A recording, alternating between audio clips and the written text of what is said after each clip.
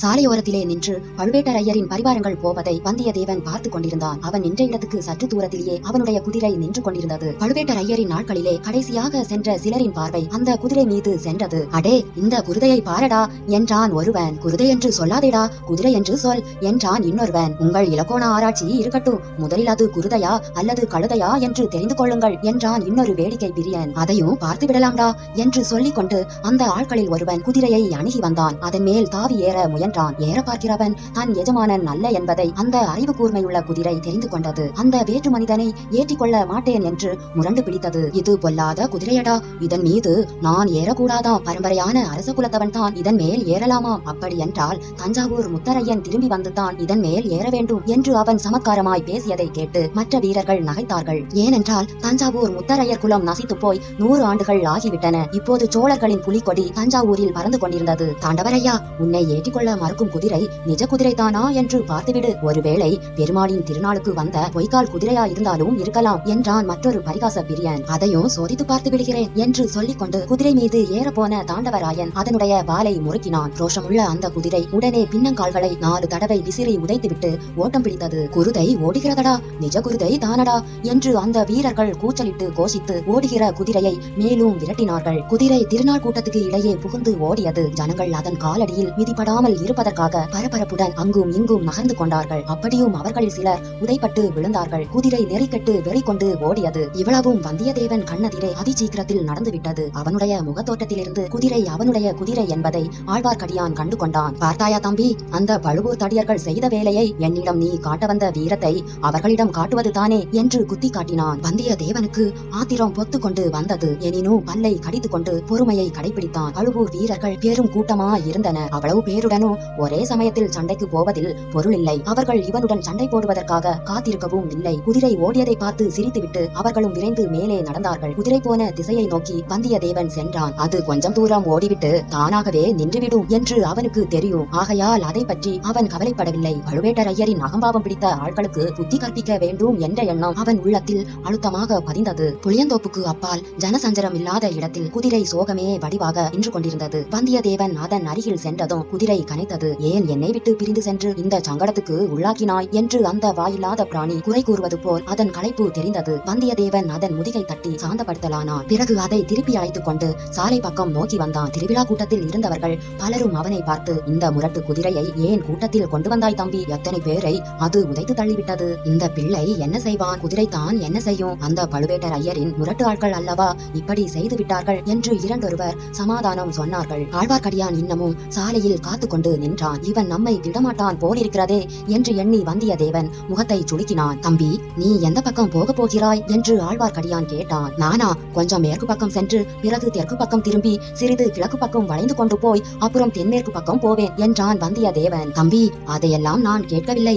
இன்று ராத்திரி எங்கே தங்குவாய் என்று கேட்டேன். நீ எதற்காக அதை கேட்கிறாய்? தம்பி, ஒருவேளை கடம்பூர் சம்புவரையர் அரண்மனையில் நீ தங்குவதா இருந்தால் எனக்கு அங்கே ஒரு வேலை இருக்கிறது. உனக்கு மந்திரம் தந்திரம் தெரியுமா என்ன? நான் கடம்பூர் அரண்மனைக்கு போகிறேன் என்பதை எப்படி அறிந்தாய்? தம்பி, இதில் என்ன அதிசயம்? இன்றைக்கு பல ஊர்களில் இருந்தும் பல விருந்தாளிகள் அங்கே வருகிறார்கள். பழுவேட்டரையரும் அவர் பரிவாரமும் அங்கே தான் போகிறார்கள். மெய்யாகவா என்று வந்தியத்தேவன் தன் வியப்பை வெளியிட்டான். தம்பி, மெய்யாகத்தான். அது உனக்கு தெரியாதா என்ன? யானை, குதிரை, பல்லக்கு, பரிவட்டம் எல்லாம் கடம்பூர் அரண்மனையை சேர்ந்தவைத்தான். பழுவேட்டரையரை எதிர்கொண்டு அழைத்து போகின்றன. பழுவேட்டரையர் எங்கே போனாலும் இந்த மரியாதையெல்லாம் அவருக்கு நடைபெற்றே ஆக வேண்டும். வந்தியத்தேவன் மௌன யோசனையில் ஆழ்ந்தான். பழுவேட்டரையர் தங்கும் இடத்தில் தானும் தங்குவதென்பது எளிதில் கிடைக்கக்கூடிய வாய்ப்பல்ல. அந்த மாபெரும் வீரருடன் பழக்கம் செய்து கொள்ள ஒரு சந்தர்ப்பம் கிடைத்தாலும் கிடைக்கலாம். ஆனால் அவருடைய முரட்டு பரிவாரங்களுடன் ஏற்பட்ட அனுபவம் வந்தியத்தேவனுக்கு இன்னும் கசந்து கொண்டிருந்தது. தம்பி, எனக்கு ஒரு உதவி செய்வாயா என்று ஆழ்வார்க்கடியான் இரக்கமான குரலில் கேட்டான். உனக்கு நான் செய்யக்கூடிய உதவி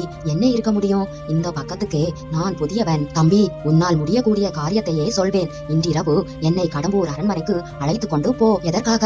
அங்கே யாராவது வீரசைவர் வருகிறாரா? சிவன் பெரிய தெய்வமா, திருமால் பெரிய தெய்வமா என்று விவாதித்து முடிவு கட்ட போகிறீர்களா? இல்லை தம்பி, இல்லை. சண்டை பிடிப்பதே என் வேலை என்று நினைக்க வேண்டாம். இன்றிரவு கடம்பூர் மாளிகையில் பெரிய விருந்து நடைபெறும். விருந்துக்கு பிறகு களியாட்டம், சாமியாட்டம், குரவை கூத்து எல்லாம் நடைபெறும். குரவை கூத்து பார்க்க வேண்டும் என்று எனக்கு ஆசை. அப்படி இருந்தாலும் நான் உன்னை எப்படி அழைத்து போக முடியும்? தம்பி, என்னை உன் பணியாள் என்று சொன்னால் போகிறது. வந்தியத்தேவனுக்கு முன்னால் ஏற்பட்ட சந்தேகம் வலுப்பட்டது. அந்த மாதிரி ஏமாற்று மோசடிக்கெல்லாம் நீ வேறு யாரையாவது பார்க்க வேண்டும். உன்னை போன்ற பணியாளன் எனக்கு தேவையில்லை இல்லை, சொன்னால் நம்பவும் மாட்டார்கள். மேலும் நீ சொன்னதையெல்லாம் யோசித்து பார்த்தால் என்னையே இன்று கோட்டைக்குள் விடுவார்களோ என்ற சந்தேகம் உண்டாகிறது. தம்பி, அப்படியானால் நீ கடம்பூருக்கு அழைப்பு பெற்று போகவில்லை என்று சொல்லு. ஒரு வகையில் அழைப்பு இருக்கிறது. சம்புவரையர் மகன் கந்தமாறவேள் என்னுடைய உற்ற நண்பன். இந்த பக்கம் வந்தால் அவர்களுடைய அரண்மனைக்கு அவசியம் வரவேண்டும் என்று என்னை பல முறை அழைத்திருக்கிறான். இவ்வளவுதானா?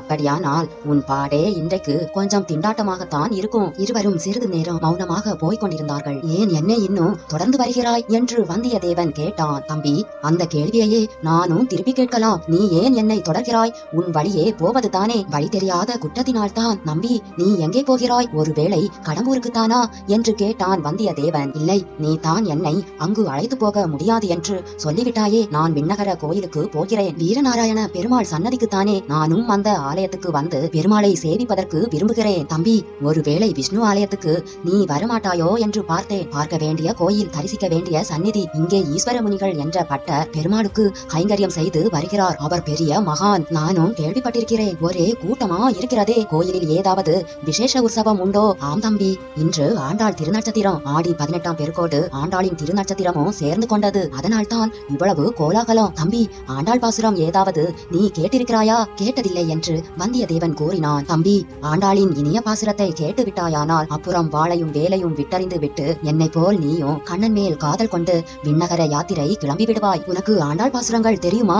பாடுவாயா என்று வந்தியத்தேவன் கேட்டான். சில தெரியும். வேதம் தமிழ் செய்த நம்மாழ்வார் பாசுரங்களில் சில தெரியும். பெருமாள் சந்நிதியில் பாடப்போகிறேன். வேண்டுமானால் கேட்டுக்கொள். இதோ கோவிலும் வந்துவிட்டது. இதற்குள் உண்மையிலேயே வீரநாராயண பெருமாள் கோயிலை அவர்கள் நெருங்கிவிட்டார்கள். விஜயலாய சோழனின் பேரனான முதற் பராந்தக சோழன் மதுரையும் ஈழமும் கொண்ட கோப்பரும் கேசரி என்ற பட்டம் பெற்றவன். சோழ பேரரசுக்கு அஸ்திவாரம் அமைத்தவன் அவனே. தில்லை சிற்றம்பலத்துக்கு அவன் பொன்கூரை வேந்து சரித்திர புகழ் பெற்றவன். சோழ சிகாமணி, சூர சிகாமணி முதலிய பல விருது பெயர்களோடு வீரநாராயணன் என்னும் சிறப்பு பெயரையும் அவன் கொண்டிருந்தான். பராந்தகனுடைய காலத்தில் வடக்கே இரட்டை மண்டலத்து ராஷ்டிரகூட மன்னர்கள் வலிமை பெற்று விளங்கினார்கள். மானிய கேடத்திலிருந்து அவர்கள் படையெடுத்து வரக்கூடும் என்று பராந்தகன் எதிர்பார்த்தான். எனவே தனது முதற் புதல்வனாகிய இளவரசன் ராஜாதித்தனை ஒரு பெரிய திருமுனைப்பாடி நாட்டில் இருக்க செய்தான். குடிமக்களுக்கு உபயோகமான ஒரு பெரும் பணியை அவர்களை கொண்டு செய்விக்க எண்ணினான். தன்வசம் இருந்த வீரர்களை கொண்டு கடல் போன்ற விசாலமான ஏரி ஒன்றை அமைத்தான். அதை தன் அருமை தந்தையின் பெயரால் வீரநாராயண ஏரி என்று அழைத்தான். அதன் கரையில்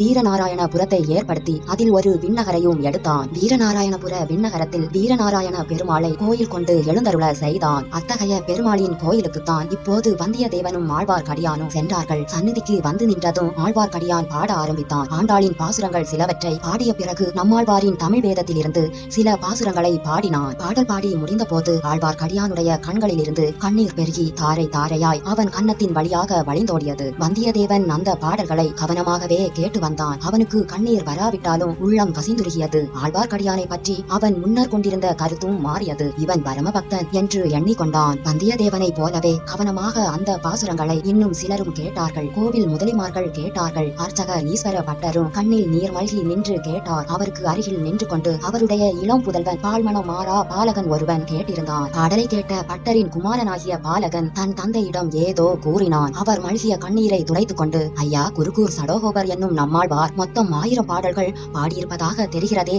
அவ்வளவும் உமக்கு தெரியுமா என்று கேட்டார். அடியேன் அவ்வளவு பாக்கியம் செய்யவில்லை, சில பத்துக்கள் தான் எனக்கு தெரியும் என்றான் ஆழ்வார்க்கடியான். ஐயா, தெரிந்த வரையில் இந்த பிள்ளைக்கு சொல்லிக் கொடுக்க வேண்டும் என்றார் ஈஸ்வர முனிகள். பெருமாளை தரிசித்துவிட்டு ஆலயத்துக்கு வெளியில் வந்ததும் வந்தியத்தேவன் ஆழ்வார்க்கடியானை பார்த்து, நம்பிகளே, தாங்கள் இத்தகைய பரமபக்தர் என்றும் பண்டித சிகாமணி என்றும் எனக்கு தெரியாமல் போய்விட்டது. ஏதாவது அபச்சாரமாக நான் பேசியிருந்தால் மன்னிக்க வேண்டும். தம்பி, மன்னித்து விடுகிறேன். ஆனால் இப்போது எனக்கு ஒரு உதவி செய்வாயா? சொல்லு. தாங்கள் கேட்கும் உதவி என்னால் முடியாது என்று தான் சொன்னேனே, நீங்களும் ஒப்புக்கொண்டீர்களே. தம்பி, இது வேறு விஷயம். ஒரு சிறிய சீட்டு கொடுக்கிறேன். கடம்பூர் அரண்மனையில் நீ தங்கினால் தக்க சமயம் பார்த்து ஒருவரிடம் அதை கொடுக்க வேண்டும். நம்பிகளே, யாரிடம் கொடுக்க வேண்டும்? பழுவேட்டர் ஐயரின் யானைக்கு பின்னால் மூடு பல்லக்கில் சென்றாளே, அந்த பெண்மணியிடம். நம்பிகளே, என்னை யார் என்று நினைத்தீர்கள்? இம்மாதிரி வேலைக்கெல்லாம் நான் தானா ஆகப்பட்டேன்? தங்களை தவிர வேறு யாராவது இத்தகைய வார்த்தையை என்னிடம் சொல்லி இருந்தால்? தம்பி, படபடப்பு வேண்டாம். உன்னால் முடியாது என்றால் மகாராஜனாய் போய்வா. ஆனால் எனக்கு மட்டும் இந்த உதவி நீ செய்திருந்தால் ஏதாவது ஒரு சமயத்தில் உனக்கும் என் உதவி பயன்பட்டிருக்கும். பாதகமில்லை, போய்வா. வந்தியத்தேவன் பிறகு அங்கே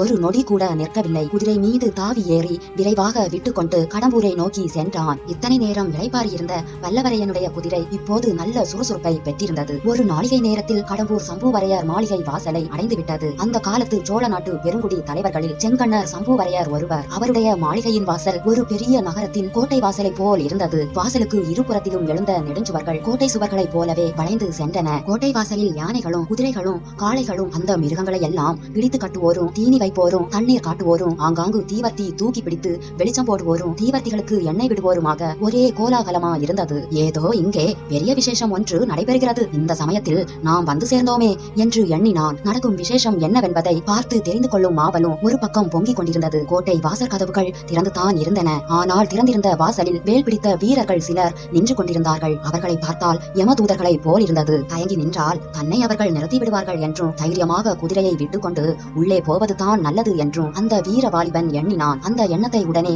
காரியத்தில் நிறைவேற்றினான். ஆனால் குதிரை கோட்டை வாசலை அணுகியதும் வேல் பிடித்த வீரர்கள் இருவர் தங்கள் வேல்களை குறுக்கே நிறுத்தி வழிமறித்தார்கள். இன்னும் 4 பேர் வந்து குதிரையின் தலைக்கயிற்றை பிடித்துக் கொண்டார்கள். அவர்களில் ஒருவன் வந்தியத்தேவனை உற்று பார்த்தான். இன்னொருவன் தீவர்த்தி கொண்டு வந்து உயர தூக்கி முகத்துக்கு நேரே பிடித்தான். வல்லவரையன் முகத்தில் கோபம் கொதிக்க, இதுதான் உங்கள் ஊர் வழக்கமா வந்த விருந்தாளிகளை வாசலிலே தடுத்து நிறுத்துவது என்று கேட்டான். நீ யார் தம்பி, இவ்வளவு துடுக்காக பேசுகிறாய்? எந்த ஊர் என்று கேட்டான் வாசற் காவலன். என் ஊரும் பேருமா கேட்கிறாய்? வானகப்பாடி நாட்டு திருவல்லம் என் ஊர். என்னுடைய குலத்து முன்னோர்களின் பெயர்களை ஒரு காலத்தில் உங்கள் நாட்டு வீரர்கள் தங்கள் மார்பில் எழுதி கொண்டு பெருமையடைந்தார்கள். என் பெயர் வல்லவரையன் வந்தியத்தேவன். தெரிந்ததா? இவ்வளவையும் சொல்வதற்கு ஒரு கட்டியக்காரனையும் கூட அழைத்து வருவது தானே என்றான் காவலர்களில் ஒருவன். இதை கேட்ட மற்றவர்கள் சிரித்தார்கள். நீ யாரா இருந்தாலும் இனி உள்ளே போக முடியாது. இன்றைக்கு வரவேண்டிய விருந்தாளிகள் எல்லாம் வந்தாகிவிட்டது. இனிமேல் யாரையும் விட வேண்டாம் என்று எஜமானின் கட்டளை என்றான் காவலர் தலைவன். ஏதோ வாக்குவாதம் நடக்கிறதை பார்த்து கோட்டைக்குள்ளே சற்று தூரத்தில் நின்ற சில வீரர்கள் அருகில் வந்தார்கள். அவர்களில் ஒருவன், அடே, நாம் அங்கே திருவிழா கூட்டத்தில் விரட்டி அடித்தோமே, அந்த குருதை போல் இருக்கிறதடா. இன்னொருவன், கழுதை என்று சொல்லடா, கழுதை மேல உட்கார்ந்திருக்கிறவன் என்ன வெறப்பா உட்கார்ந்திருக்கிறான் பாரடா என்றான் மற்றொருவன். வல்லவரையன் காதில் இந்த சொற்கள் விழுந்தன. வந்தியத்தேவன் மனதிற்குள் எதற்கு வீண்வம்பு? திரும்பி போய்விடலாமா? அல்லது இளவரசர் ஆதித்த கரிகாலரின் முத்திரை பதித்த மோதிரத்தை இவர்களிடம் காட்டிவிட்டு உள்ளே போகலாமா என்ற யோசனை தோன்றியிருந்தது. வடதிசை படையின் மகாதண்ட நாயகராகிய இளவரசரின் முத்திரை மோதிரத்தை பார்த்துவிட்டு தன்னை தடுக்க கூடியவர்கள் வடபெண்ணையிலிருந்து குமரிமுனை வரையில் யாரும் கிடையாது. இப்படி அவன் மனதிற்குள் விவாதித்துக் கொண்டிருந்த போதுதான் பழுவேட்டரையர் ஆட்களின் கேலி பேச்சு அவன் காதில் விழுந்தது. உடனே என்ன செய்ய வேண்டும் என்பதை முடிவு செய்து கொண்டான். குதிரையை விடுங்கள், திரும்பி போகிறேன் என்றான் வந்தியத்தேவன். தடுத்த வீரர்கள் குதிரையின் முகக்கயிற்றை விட்டார்கள். குதிரையின் அடிவயிற்றில் வந்தியத்தேவன் தன் இரு கால்களினாலும் ஒரு அழுத்து அழுத்தினான். அதே நேரத்தில் உடைவாளை உரையில் இருந்து உருவி எடுத்தான். மின்னல் ஒளியுடன் கண்ணை பறித்த அந்த வாள் சுழன்ற வேகத்தினால் அவனுடைய கையில் திருமாலின் சக்கராயுதத்தை வைத்துக் கொண்டு சுழற்றுவது போல் தோன்றியது. குதிரை முன்னோக்கி கோட்டைக்குள்ளே பாய்ந்து சென்றது. வழியில் இருந்த வீரர்கள் திடீர் திடீரென்று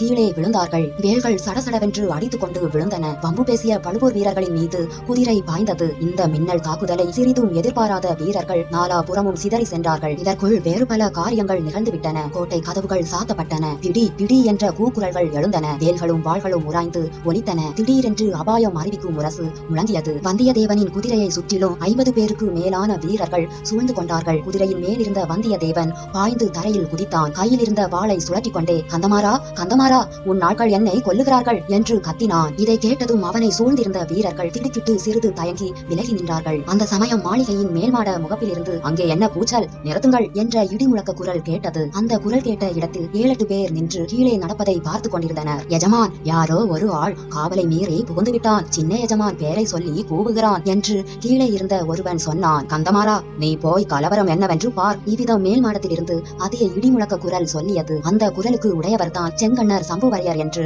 வந்தியத்தேவன் எண்ணினான். வந்தியத்தேவனும் அவனை சுற்றி நின்ற வீரர்களும் சிறிது நேரம் அப்படியே நின்று கொண்டிருந்தார்கள். இங்கே என்ன ஆர்ப்பாட்டம் என்ற இளங்குரல் கேட்டது. அந்த குரல் கேட்ட இடத்தில் நின்றவர்கள் விலகி கொண்டு வழி ஏற்படுத்தினார்கள். வாலிபன் ஒருவன் அந்த வழியாக விரைந்து வந்தான். கையில் பிடித்த கத்தியை லேசாக சுழற்றி கொண்டு சூரசம்காரம் செய்த சுப்பிரமணியரை போல் நின்ற வந்தியத்தேவனை ஒரு நொடி வியப்புடன் நோக்கினான். வல்லவா, என் அருமை நண்பா, உண்மையாகவே நீதானா என்று உணர்ச்சி ததும்ப கூவிக்கொண்டு ஓடி சென்று வல்லவரையனை அந்த இளைஞன் கட்டி தழுவிக் கொண்டான். கந்தமாரா, நீ படித்து படித்து பல தடவை சொன்னாயே என்று உன் வீட்டுக்கு வந்தேன். வந்த இடத்தில் எனக்கு இத்தகைய வீர வரவேற்பு கிடைத்தது என்று வந்தியத்தேவன் தன்னை சுற்றி நின்றவர்களை சுட்டி காட்டினான். அவர்களை பார்த்து, முட்டாள்களே, உங்கள் அறிவு உலகை கொழுந்துதான் என்றான் கந்தமாறன். கந்தமாறன் வந்தியத்தேவனின் கையை பிடித்து பரபரவென்று இழுத்துக் கொண்டு போனான். அவனுடைய கால்கள் தரையில் நில்லாமல் குதித்துக் கொண்டே இருந்தன. அவனுடைய உள்ளமும் துள்ளி குதித்தது. போகிற போக்கில் வல்லவரையன், கந்தமாறா, இன்றைக்கு என்ன இங்கே ஏக தடபுடலா இருக்கிறது? இவ்வளவு கட்டுக்காவல் எல்லாம் எதற்காக என்று கேட்டான். வல்லவரையா, இன்றைக்கு இங்கே என்ன விசேஷம் என்பதை பற்றி